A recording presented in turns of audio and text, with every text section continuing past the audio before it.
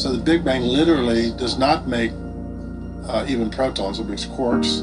It does not make atoms directly. It does not make molecules or water. It makes only elementary particles. So literally at the beginning of the universe is made of only elementary particles. So we're trying to understand these elementary particles so we can get a better understanding of how the universe started its journey.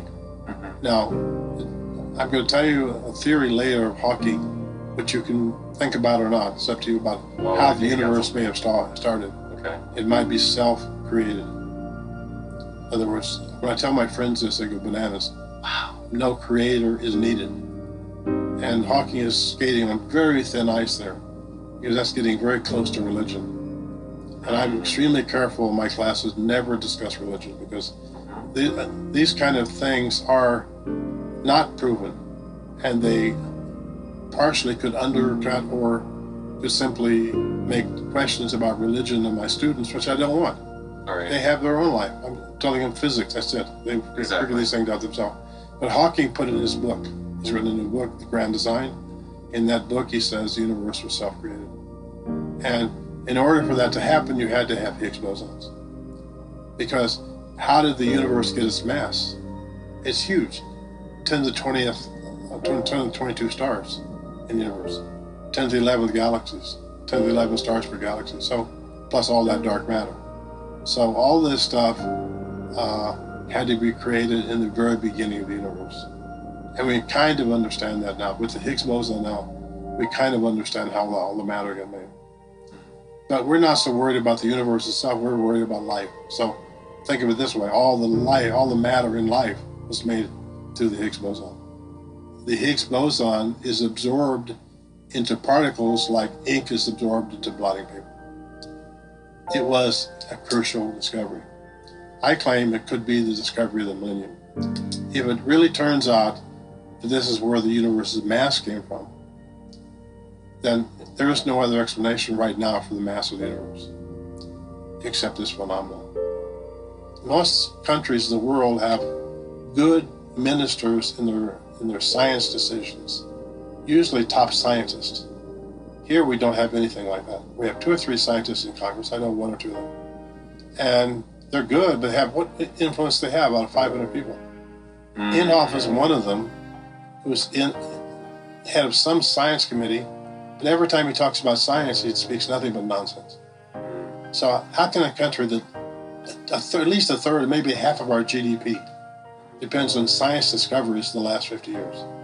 This is a very dangerous kind of thinking in a country where 70% of the people are extremely religious. Yes. Now, religion depends on free will. It always has.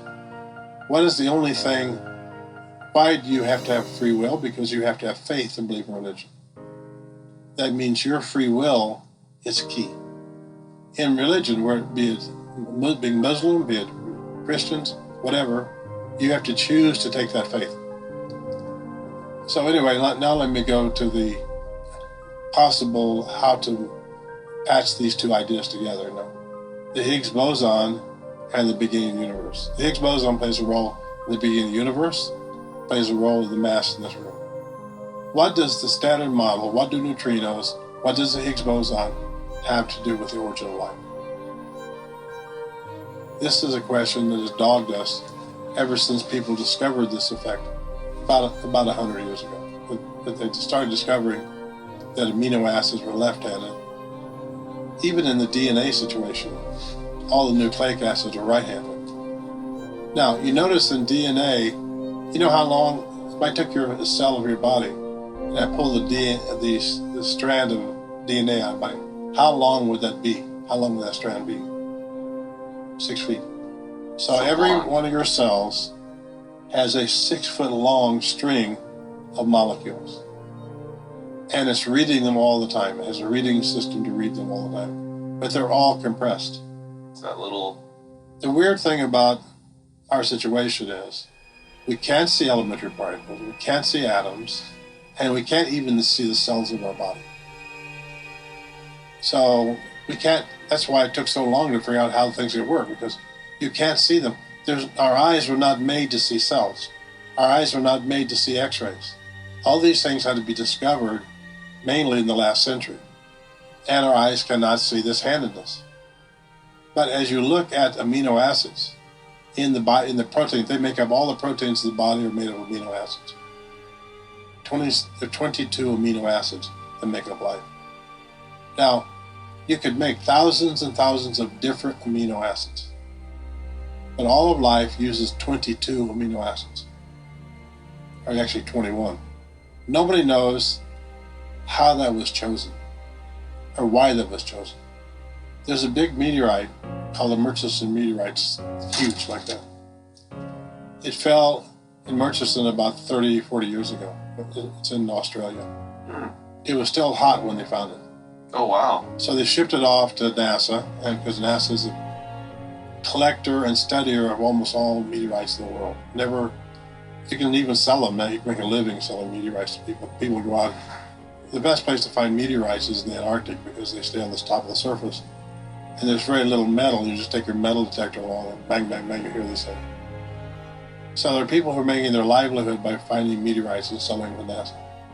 Anyway, this meteor was so large that in the middle of it, there was material that was fully unconnected to the heating of the outside surface. So it wasn't destroyed by the heat as it came through the atmosphere. And they found in there 71 different kinds of amino acids. New ones? Yeah. Wow. None of them were like the ones on Earth. Wow. That's interesting. So it just simply shows life could have been based on any number of amino acids. This is why there has to be some common origin of life. Because all life, anywhere we find it, has left-handed amino acids, and there are only 21 types of them. Glycine is the 21st, and glycine is not left-handed, it's both-handed. But the other 20 are all left-handed. Mm-hmm. So something has produced in life the necessity for the amino acids that make up your proteins to be left-handed. And the same thing is true of the nucleic acids in your DNA, but they're right-handed. Had it been a different kind of object, in other words, no Higgs boson, we would have to alter our viewpoint of the standard model of elementary particles. And I claim that a supernova explosion, which shoots out 10 to the 57th neutrinos, can give a left-handedness to all the amino acids in the vicinity. As I said, they're being made out there all the time. They're made by the dust factories where the little piece of dust has water in it, ultraviolet radiation from a star or something like that, is creating amino acids in those things. So that's what we call the amino acid factory of the galaxy. And it could be that all the amino acids in our body initially came from outer space. And therefore they're connected to the Higgs boson through elementary particle physics. And the mass of the object is connected directly through the mission of the Higgs boson is to supply mass. So we now have the complete story. We're not finished with anything. We have some other mysteries. But we now understand why neutrinos exist to some extent in the standard model. We understand how the Higgs boson gives mass to particles. I said in the very early universe, it gave all the mass to the universe. And then, we're part of the universe, so it gave our mass. We're pieces of the universe, or some little tiny pieces of the universe in us. And so that's how important the Higgs boson was. I believe in history, in 1,000 years, people will look back at this period and they'll mainly remember us for the discovery of the Higgs boson. There's a new kind of thinking about what is called panspermia. Panspermia are life forms that go from one star to another or from one galaxy to another. And people have calculated now that if take a bacteria. First place, bacteria can live a long time. They can live 1 million years. They go into a state of hibernation and really don't absorb any energy for a very long time. And then you can put water in them and they come back to life, believe it or not. So you can put one of those in a little rock and shoot it from one star to another and take that bacteria to another place, and then it will be revived. These measurements about life being revived are being done in underground laboratories, salt mines and things like that. Wow. So panspermia was an idea that life came to us from other places in little rocks. Now, people have done very detailed calculation about this, showing that the rock can stand the acceleration, can stand the radiation, and so forth. So this topic is being taken seriously now. So you might find, for example, on that Rosetta mission, I wouldn't be surprised if they found a bacteria. It wouldn't surprise me a bit. It'd just be a Panspermia. I would be a bit surprised if one of these things out there has some real life in it, not just the elements of life, but moving and living life, Yeah. And then that would solve the whole problem. They've been coming here. We know, for example, when Earth and Mars were first formed, there are millions of rocks that went back and forth between these two planets. So there has to be some evidence of life on Mars, because there was life here, and it was taken to Mars, or maybe it started in Mars and came here. We don't know. Exactly. It could be reversed, yeah. So that's another dimension of the story.